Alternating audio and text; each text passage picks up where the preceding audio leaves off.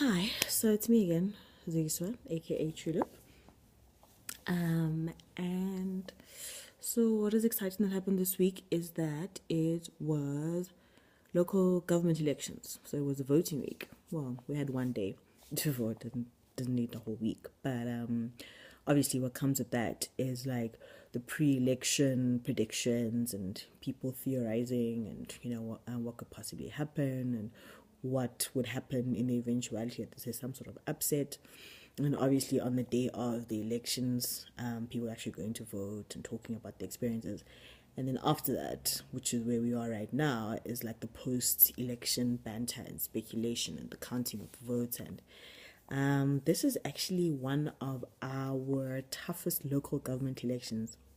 Usually, people don't really pay much mind or don't focus too much on local government elections because everyone is always about the national elections because that's really sort of like the more glamorous side of like elections because now it's going to be who's going to be president, deputy president, who are going to be the ministers and the premiers and those sorts of things. But now with the local government, which is actually I feel a lot more important because this is where the actual proper work gets done.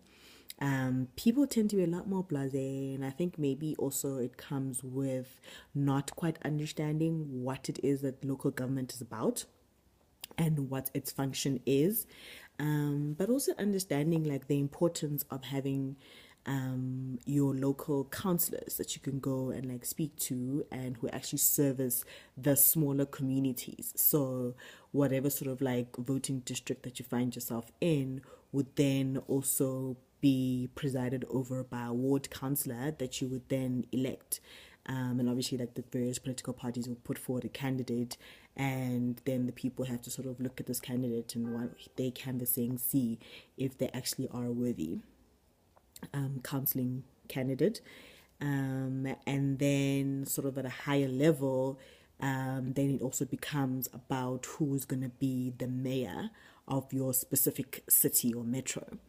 Um, and yeah, like it's been quite hotly contested in PE.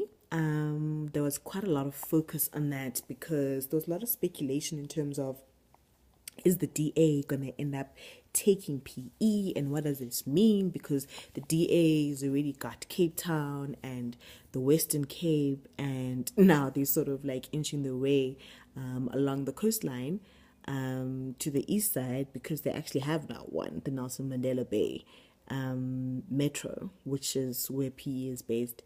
And that was quite a big blow to the ANC because it's been quite a stronghold for such a long time.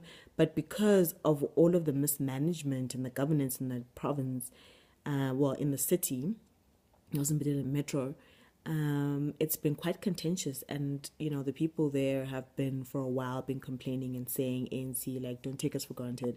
We see what you guys are doing. And I think for me, because PE is my parents' hometown. So I suppose by default it's also my hometown. But we actually grew up more in Pretoria. But obviously, it holds such a special place in my heart, and I go there like every single year, maybe 2 or 3 times a year. And when you go to PE, it is heartbreaking to see the debilitating poverty that people are living in. And the province is actually becoming a ghost town, but a ghost town of people who seem to be living without hope. Because now it's a ghost town, people are like, well, there's no economic opportunities here. There's no prospects for me because whenever there's potential prospects, it always results in cronyism and, that sort of like situations, which means that people are being squeezed out and people end up leaving and going to other provinces, specifically Gauteng or the Western Cape. And so I guess what was happening, it was bound to happen that the ANC was going to lose control of that province of the metro, because if anything, they are actually just punishing the population and not doing anything that they've set out to do.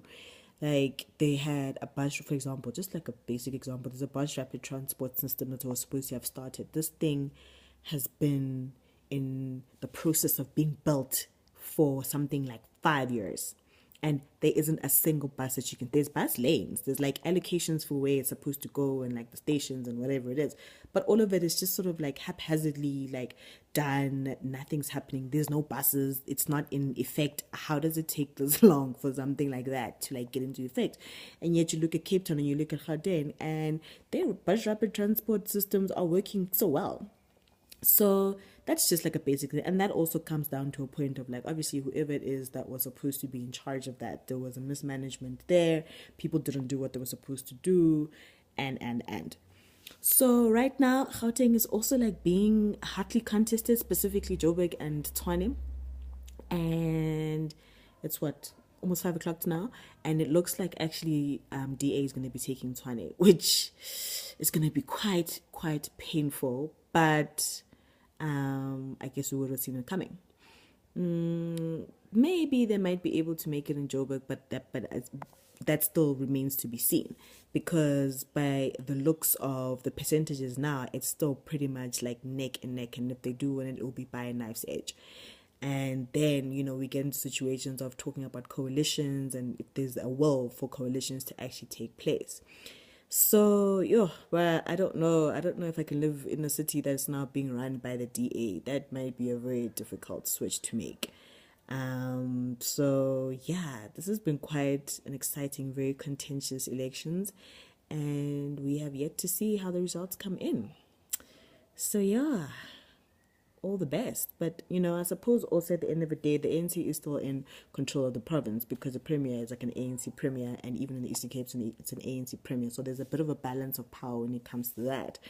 But when it comes to actual implementation stages is really where we need to be looking to. So that's going to be pretty interesting. So yeah, those are my thoughts so far in elections, and hopefully things don't turn out too terribly. Okay, well, enjoy your weekend. Goodbye.